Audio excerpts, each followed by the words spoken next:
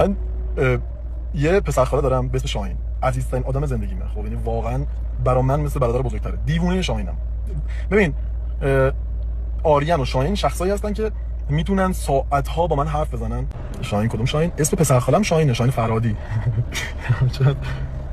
همتون رو شاهین چیز میکنین. آداشم میگفتم من دیوونه شاهینم و واقعا کاکامه. حالا اینو داشتم تعریف کردم.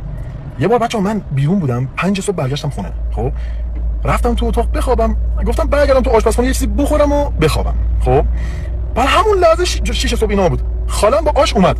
بعد من چه شدیم، گفتم سلام خاله خوبی چه خبر؟ چه نگام کرد گفت آفرین واقعا بهت افتخار میکنم که 6 صبح بلند میشی صبحونتو بخوری و بری پی باشگاه و کار و فلان و بسان. و واقعا برای شاهین متاسفم. میخوام الان به شاهین زنگ بزنم. ببین یه فاجعه اتفاق افتاد. شاهین زنگ زد میگفت نامرد فلان و بسان، تو چقدر آشغالی، تو که داری اون لحظه تازه میری بخوابی. ببین یه فامیل به شاهین خفت دادن و من مجبور چند جا ازت اینجا عذرخواهی میکنم، چون خیلی من جنبهشو نداشتم و وقتی دیدم اینقدر دارن ازم تعریف میکنن که سحرخیزه و چقدر خوبه و کل فامیل داشتن میگفتن که بنازم بیاشا، شرمندم شاهین، من تو جو قرار گرفتم و چیزی رو تایید و تکذیب نکردم. برادر من تایید و تکذیب نکردم. گفتن صبح بلند شدی ورزشکاری، گفتم ها. بعد دیگه بچه‌ها یه هفته به شاهین داشتن میریدن. شاید قربانم باقشه.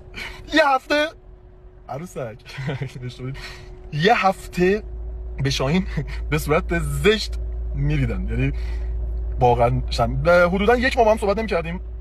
1 ماه تمام رابطمون به هم خورده بود من و شاهین و بعد 1 ماه بالاخره تونستیم به خودمون بگیم تو برادر من داشتم لازم رفتم بخوابم 6 صبح تازه. خب شما خالمون لازم اومد چی گفت ما هم جرگیر شدیم توش موندیم. گفتیم ایول خاله آره من واقعا